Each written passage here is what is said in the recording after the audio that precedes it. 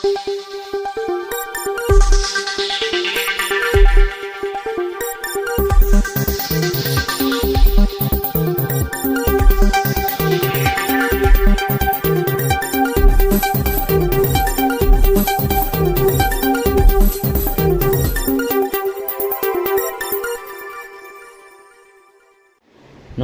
मी बाळासाहेब भालेराव. आपण पाहतात आपले लोकप्रिय न्यूज चॅनल आकाश वार्ता न्यूज.